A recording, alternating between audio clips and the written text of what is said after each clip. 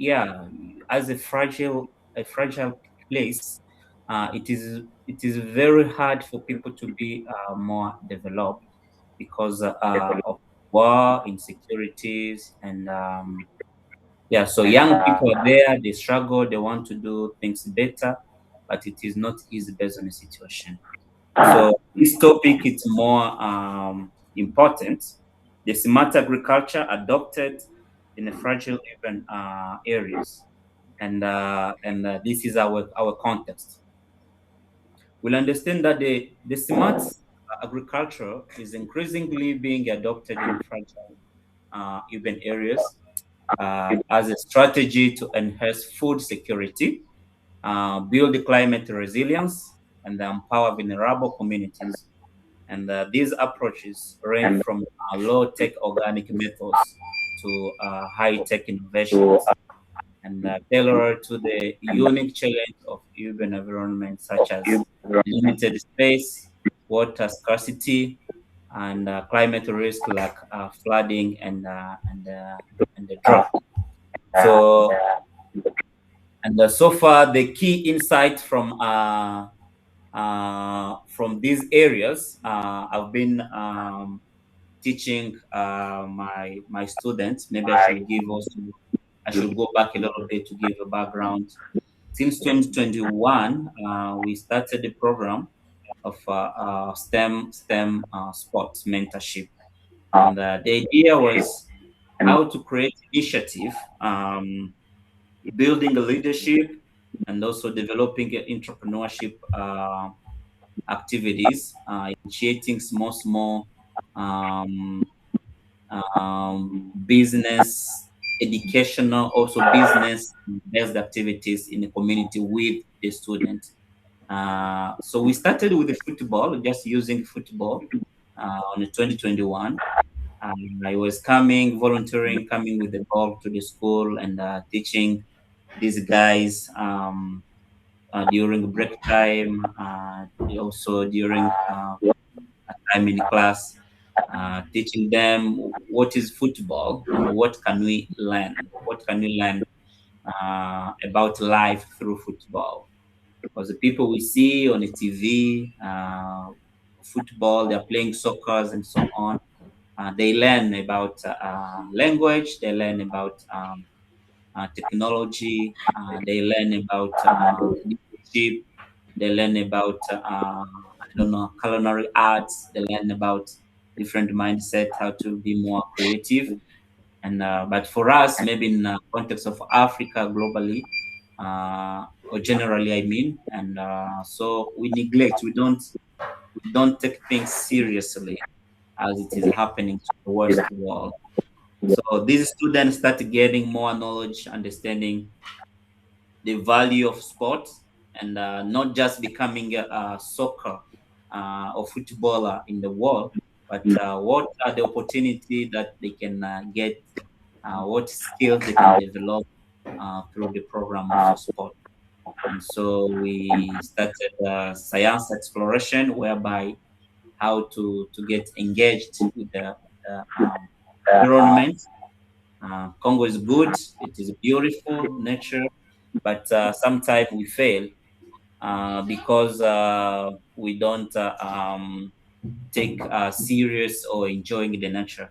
So how to reconnect our community with the nature, and also another point, how to use technology to connect also to reconnect ourselves without technology and being more productive, and then learning about engineering, whereby I take student, we go and practicing other things based on engineering and also art based. And we have a session learning about mathematics and developing skills in mathematics. But I will focus on science because this is our topic, science and technology in a fragile environment, and that is where we are. So, what I've learned that we have a possibility in Africa, and it's not just far. It's not just war. It's not just insecurities or poor leadership of our countries or different organization.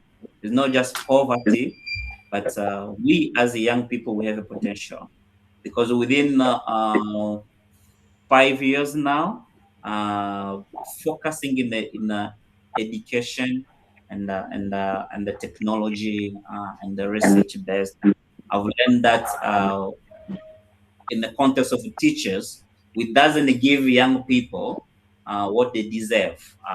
Because people who are teaching us, we need to know what kind of teacher, what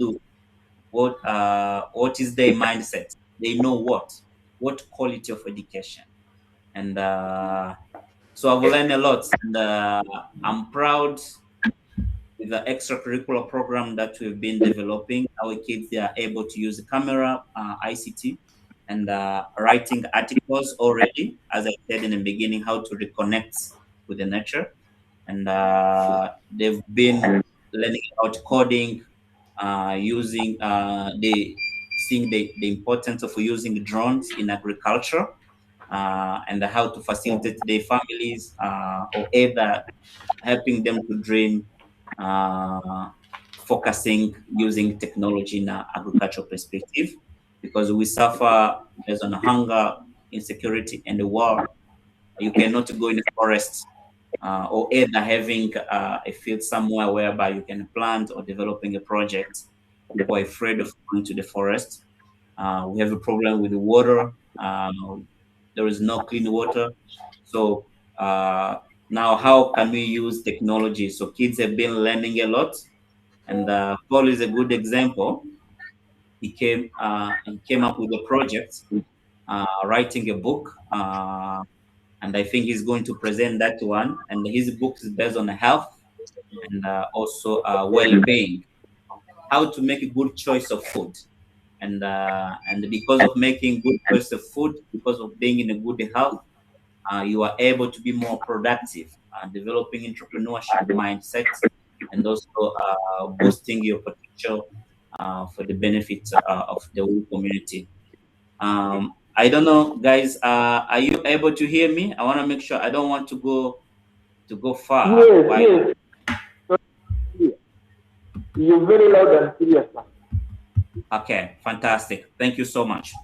And yeah, thank you, Mr. Meso.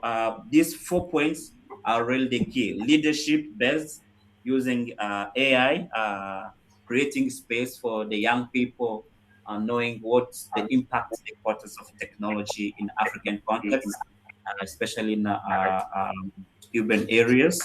And but also, I like the fourth point, creativity, and that is more about entrepreneurship. So Paul, they've done a lot. He's able to code. He's coding stuff using camera, which is connecting in the tourism, whereby he can develop idea in agricultural perspective with the time. And also, he wrote a book as well, and he's selling it. Now he's getting money. And I taught him how to swim as well, and now I'm paying him monthly.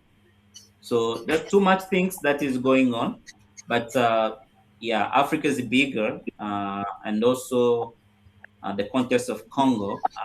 So many things is going on, as you are hearing news here and there, political affairs, and but for us here is to know what is our part, what is our concentration, what are we going to do, and so doing small it's already it was already it is already good, and a good way to go and to overcome the challenge. So let me talk about the key insight from uh, some initiative that we've been taking, or that may be taken based on this topic. So several common threads emerge from this diverse example that I'm going to give you. So the diverse approach, we can have, or either we can develop smart urban agriculture, which is not one size fits. So I can say, with this approach of common of smart urban agriculture, it is spent from simple low tech solutions like composting, and vertical gardening with the recycled materials to address high-tech systems like hydroponics. In this phase, even for us here with the student, we are not yet deepened developing this phase, but we are planning many things what to do with the student already in our school. So the choice of technology depends on the local context, resources, and the challenges. And it's not easy. We still have problem with the internet, the use of technology, and so on. So, but yeah, that will not make us to be disappointed of not dreaming, or either not start thinking or doing something already based on our problem. Apart from diverse approach, I will say resilience to climate shocks. A primary driver for adopting this practice is to build the resilience against climate-related shocks such as drought, flooding, and extreme weather, which disproportionate, um, which disproportionately affect fragile urban areas. Techniques like water saving, hydroponics, I said about that, and the drought-resistant crop direct response to these pressures. In the case of DRC, DRC has a big forest after Amazon from America. And I think I've built a partnership with the Virunga. Virunga, it is a national park here in the DRC, and it's really the biggest, controlled by UNESCO. And we build the partnership whereby Virunga they come sometime developing literature with our students at ABC, also teaching how to take care of environment, how to protect the forest, not cutting trees, and also they come also with the rangers, soldiers who works with who walks to the park, protecting the park area, uh, and also dealing with our students, teaching our students how that usually go.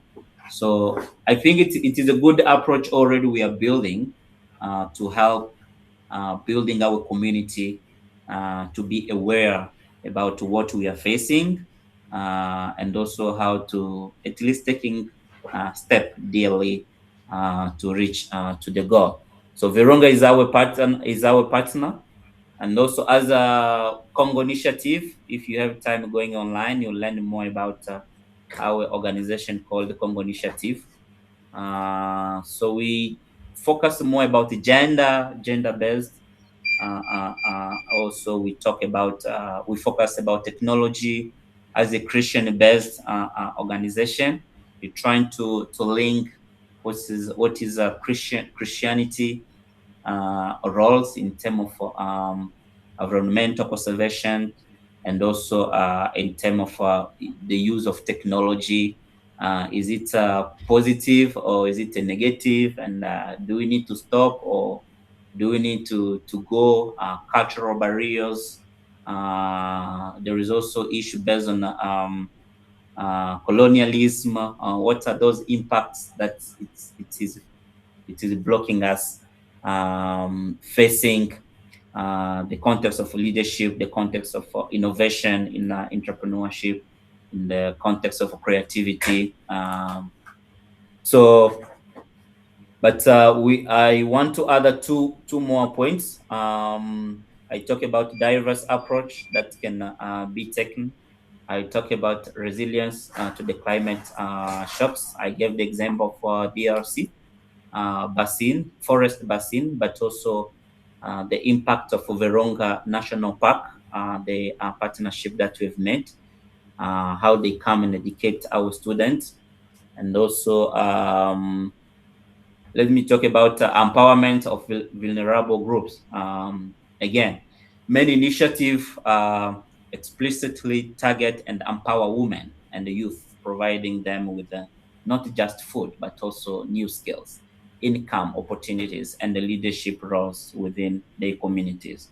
I don't know what is going on in Uganda side or either Sudan or other place, but in Beni, we are just here to the foot of Virunga National Park and also of Rwenzori Mountain.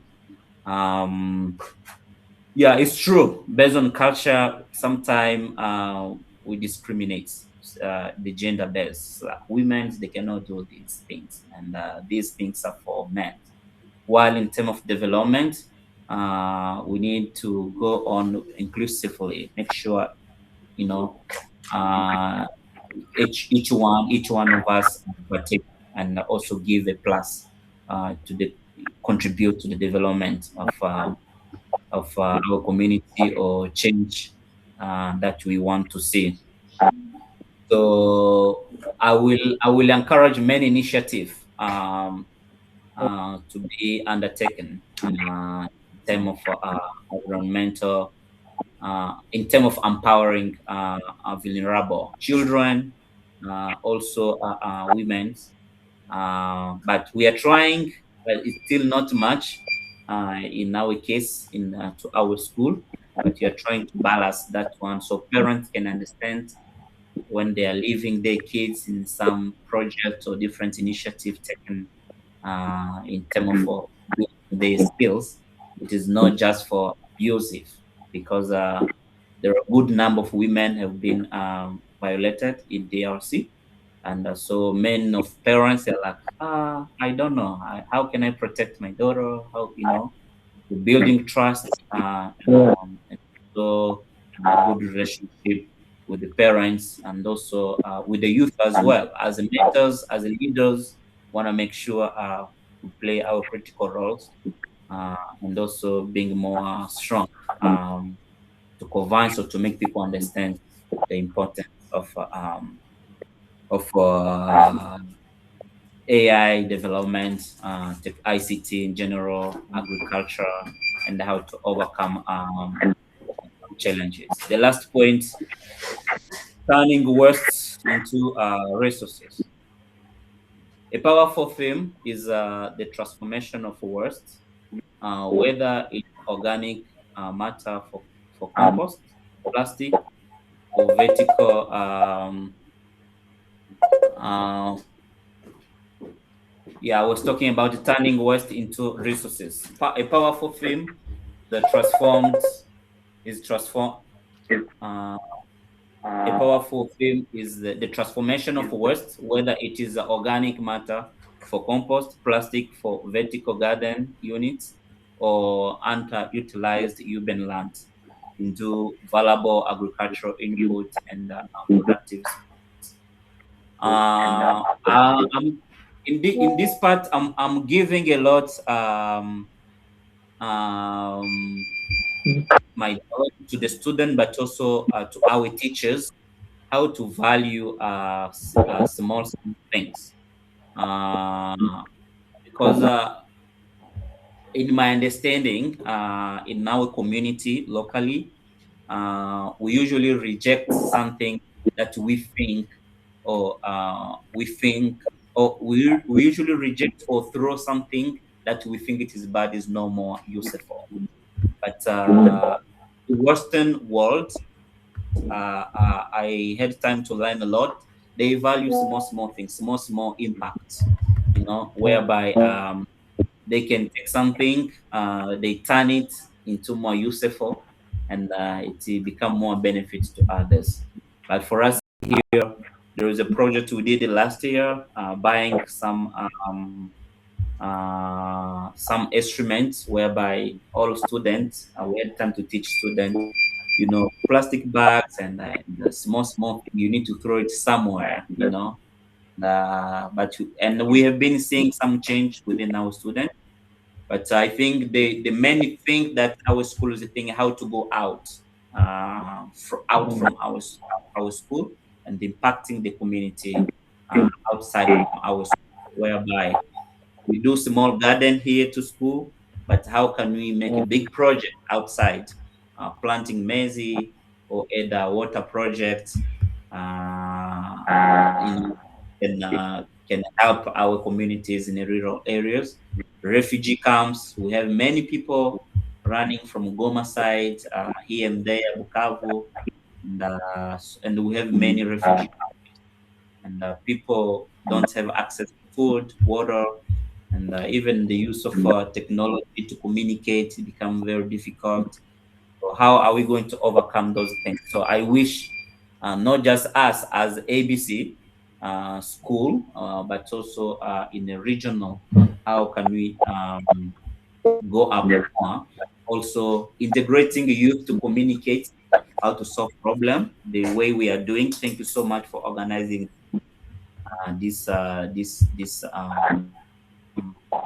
shop. So Yeah. connection is more important to share experience and the building some planning based to solve the problem, not just in specific places, but in a regional. How can we cohabitate together?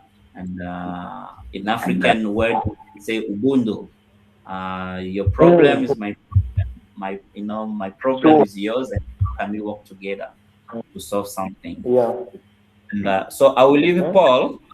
Maybe you can hear also something from Paul and one of Okay. the impact that he wrote the books and planning to give it to the orphanage for free and training them how to implement other things based on what he wrote. And I thought is more important according to the topic given.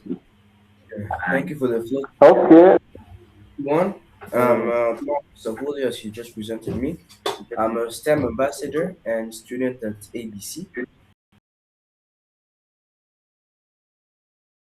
learning ICT, football, science, and we develop various skills like camera, and we've been able to learn how to use ICT in various domains like agriculture. This is today's topic, and so this topic really interests me. Smart agriculture adopted in fragile urban areas. Since I wrote a book, Simple pratique pour rester en bonne santé, as you can see.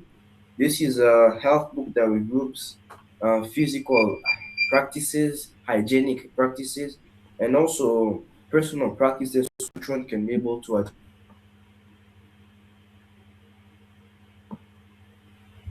achieve the personal goal. And I noticed that without quality food, people can't actually be able to be productive and and do everything, all the advices that are in this book. And so this topic is very helpful. Like we're gonna be able to increase agriculture production, and agriculture directly influences agriculture directly influences health, since with little food, people aren't able to actually be productive, and so they're just obliged to choose bad quality food and not food that actually helpful for them, and so they can't actually work out, they can't eat properly, they can't sleep properly by having to think of what am I gonna eat tomorrow, all these problems and all that. And so by implementing all the thing that my teacher just said, we're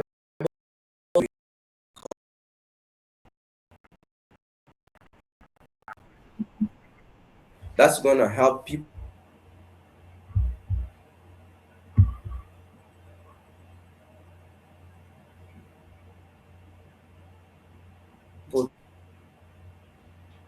to actually mirror tourism, as my teacher said.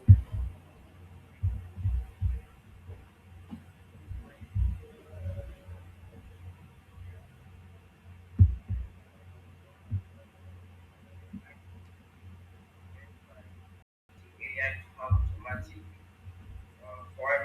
farming, automatic farming, just to increase agricultural production and how people be more productive in different areas of life. Thank you very much. Thank you very much. Okay, thank you, Paul. Okay, thank you, Paul, for saying so. So I don't know. I was not even watching the time. I was going beyond, but yeah, if there is a No, it's question okay. or You're So welcome. it's okay. We have a lot of time. It's okay. But I just wanted maybe to follow up as regards to Paul's book. Now, yeah, like, has he published the book already? Is the book out there, and how can we access it? If though someone wanted maybe to have a look at it, like how will I access the book?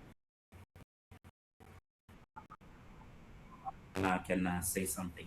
Okay, thanks a lot for the question. And to answer you, yeah, the book's already out in, first of all, it's in hard copies here in Beni, in GRC. Okay. Uh, Simple practice, so this is the book. Yeah, and as well, if you want Okay. to access it from where you are, there's already a website that we Mm. developed with my friends and ambassador, GVP Library.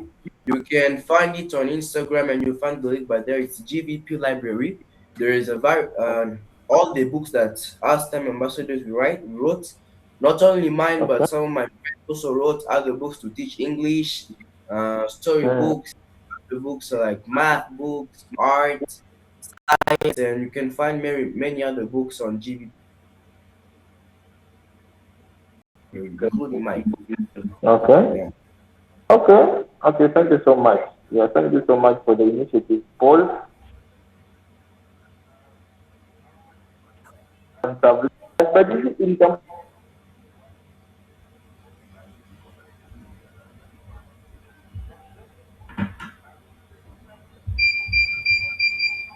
here?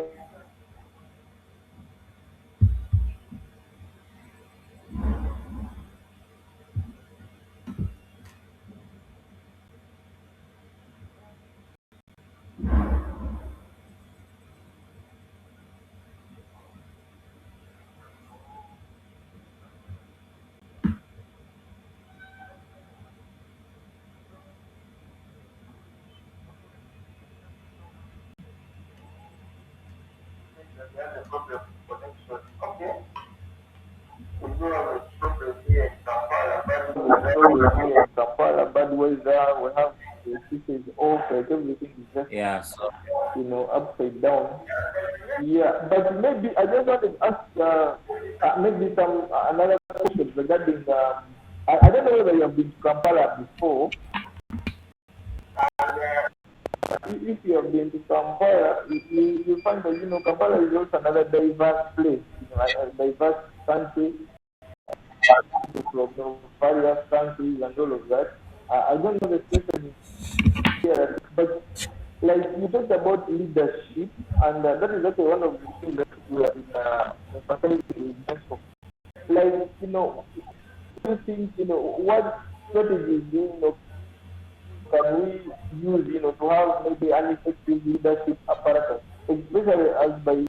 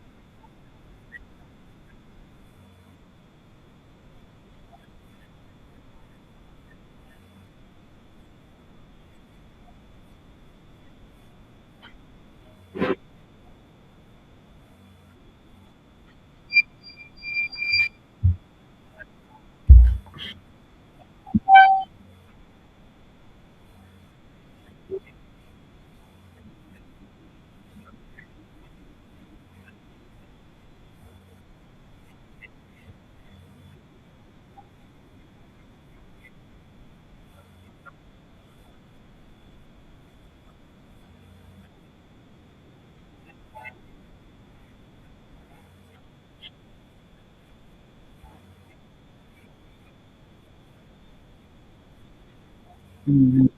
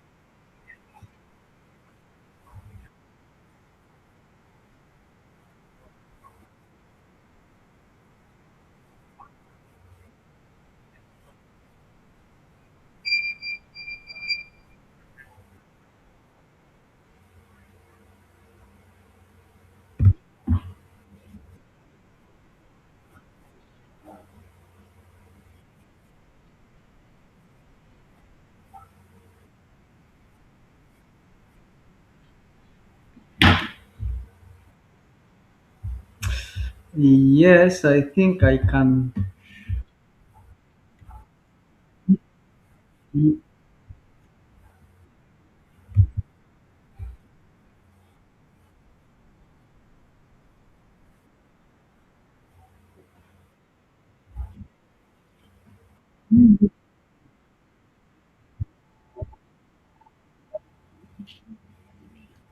Yes, yes, I can. I can very well. Yes. I think my uh,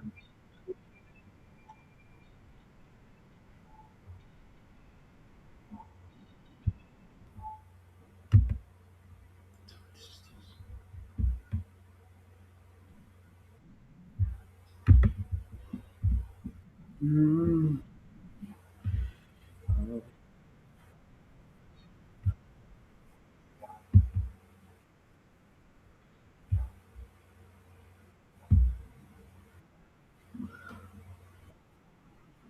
you hear me now? Yes. Can you hear me now? Can you hear me?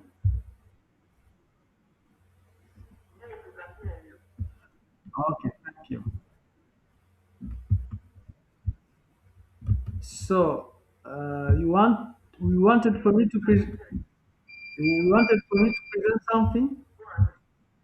Oh, thank you so much. So let me first of all thank you about what you have said.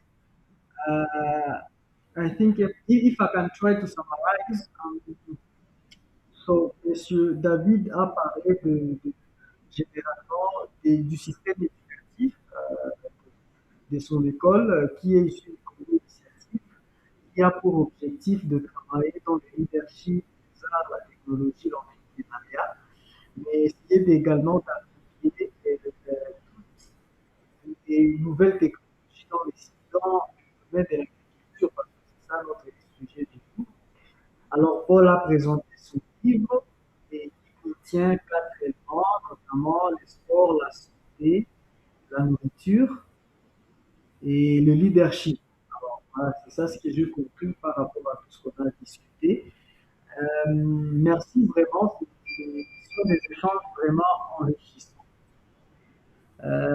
Et ça nous aide aussi à nous situer par rapport à de là où nous venons et là où nous sommes, et là où nous voulons aller au fait.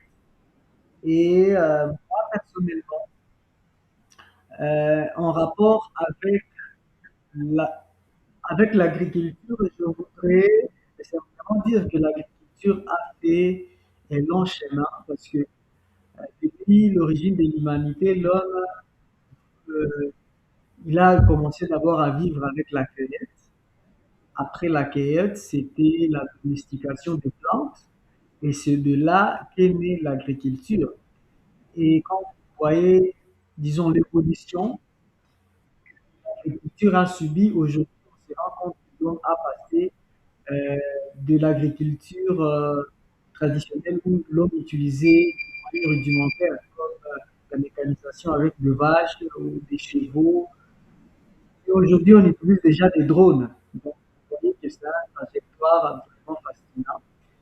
Et moi, je suis personnellement touché de savoir que déjà, à Pénis, il y a une évolution qui fait en sorte que les gens essaient de comprendre comment on peut utiliser les drones dans l'agriculture. Bien entendu, ce n'est pas seulement à Bénin. Quand vous voyez au niveau mondial, il y a l'Australie, par exemple, qui développe des drones très performants, capables de cultiver plus de 6 hectares, pas de cultiver, mais d'arroser plus de 6 hectares en 1 heure. Et donc, si vous allez du côté de la Chine, il y a également cette évolution-là. Alors, moi, je dois aussi de constater que dans notre environnement de l'Afrique centrale, il y a des étudiants déjà qui se penchent à cette question. C'est quelque chose de vraiment de touchant et de stimulant. Et je crois que ça trouve même au sens pour le fait que nous sommes réunis et réfléchis en ce sens-là. Mais Le défi reste maintenant la large diffusion. Comme Paul a dit, si on créait une grande plateforme qui connecte la région, je crois que ça sera une très bonne idée de faire en sorte que d'autres étudiants puissent aussi commencer à réfléchir et à bénéficier de ces initiatives. Alors, moi personnellement, euh, je voudrais parler du triangle agricole. Le triangle agricole, je crois que vous connaissez tous, parce que l'agriculture repose sur trois axes. Il y a le climat, le sol et les techniques appliquées. Et quand on parle du climat généralement, nous sous-entendons la précipitation, la température, les vents, l'ensoleillement, ainsi de suite. Mais également, quand on parle du climat, bien entendu, on se rend compte que c'est une de potentialité basique de l'agriculture. Par exemple, dans des déserts, bon, la Chine aujourd'hui est en train de travailler pour repousser les déserts euh, qui se trouvent dans leur pays. Ils sont en train d'utiliser des robots notamment pour essayer de repousser, disons, le désert. Donc, je voudrais dire que le climat, c'est le potentiel biologique maximal et de base sans lesquels on ne peut pas faire l'agriculture.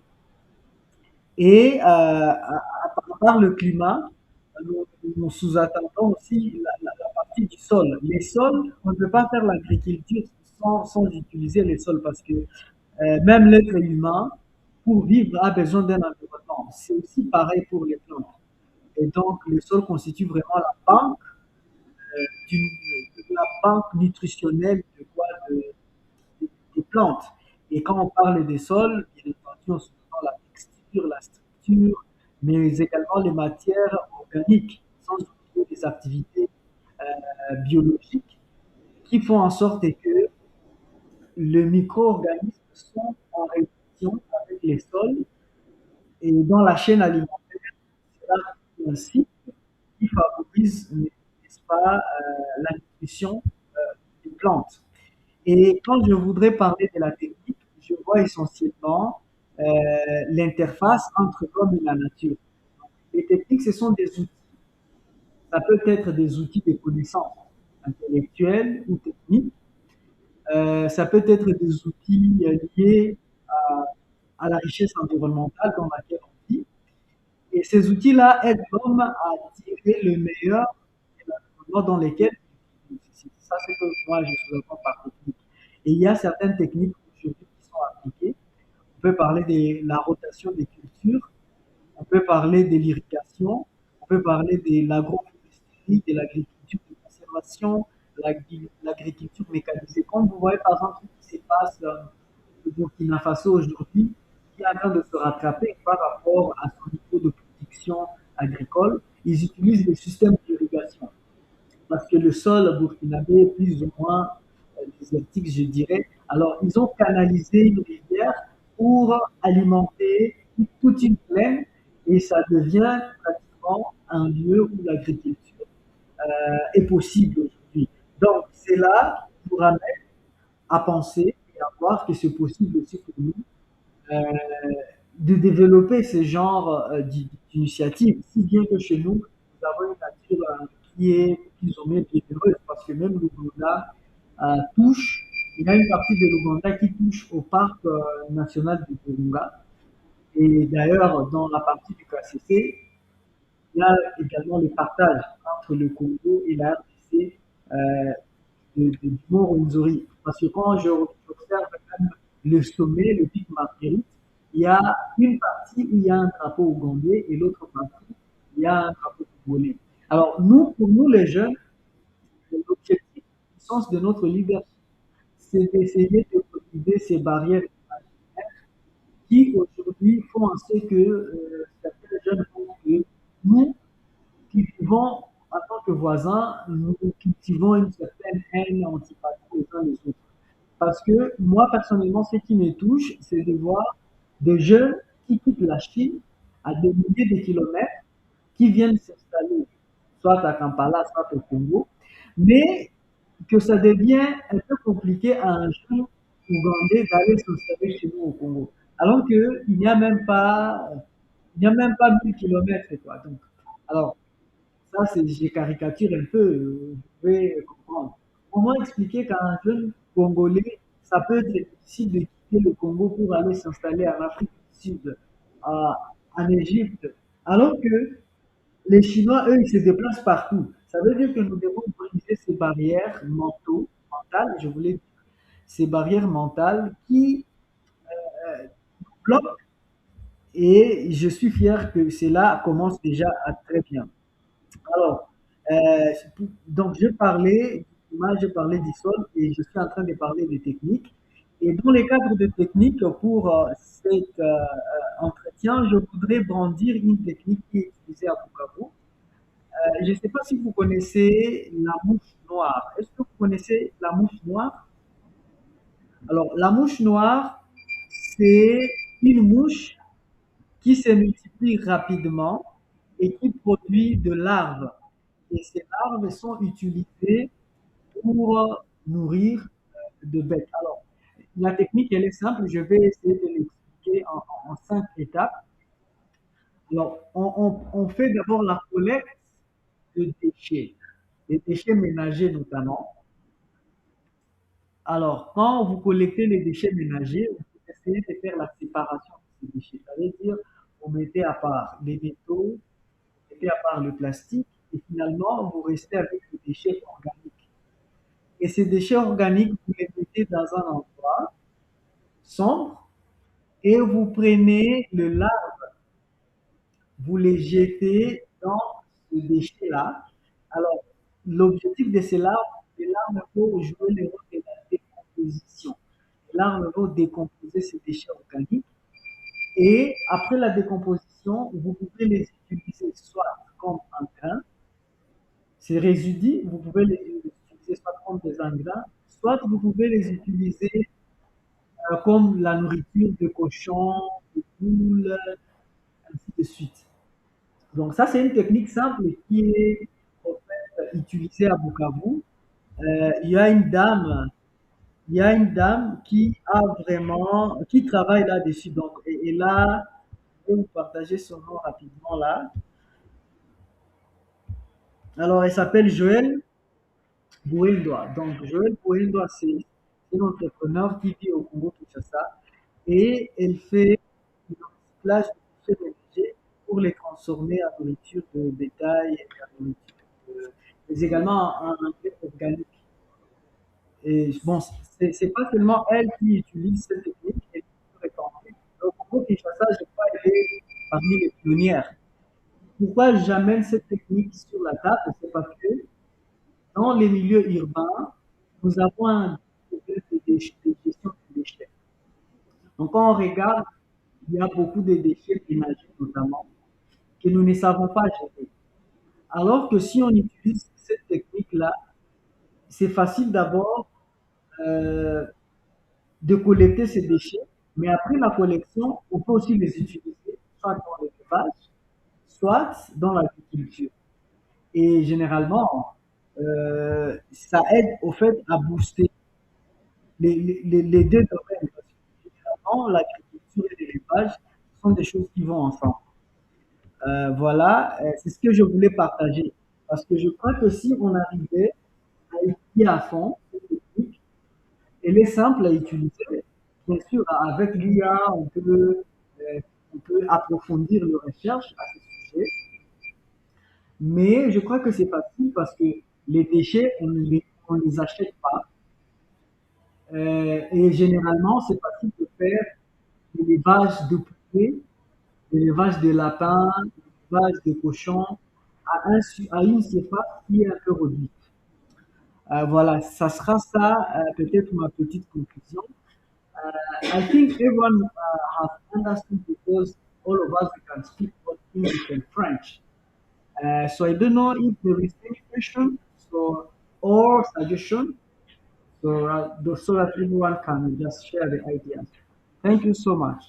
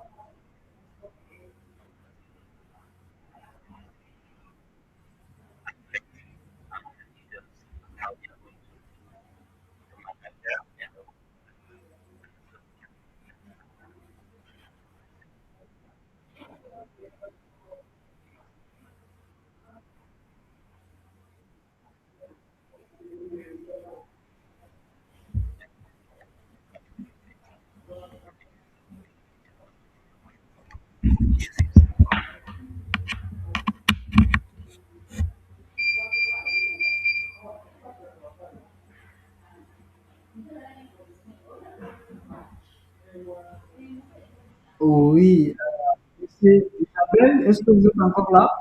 Mr. Isabelle, are you still around?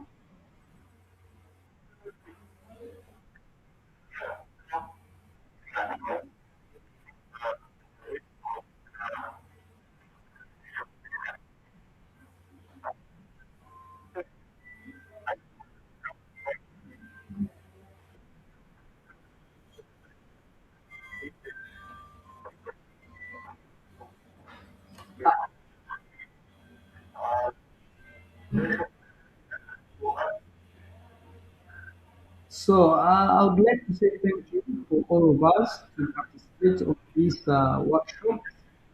Yes, and then the question,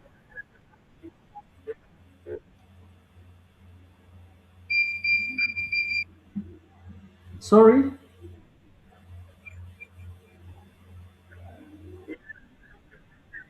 yes, I was saying thank you for all of us to participate to this workshop. So the question maybe will be, what do we think that we can do better for the next meeting? Because actually we have many things which are going on already. So I don't know what do you think that we can maybe improve? That's the question.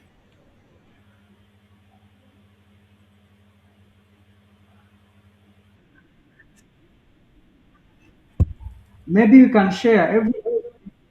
Everyone can speak and say what he think about maybe what we should do.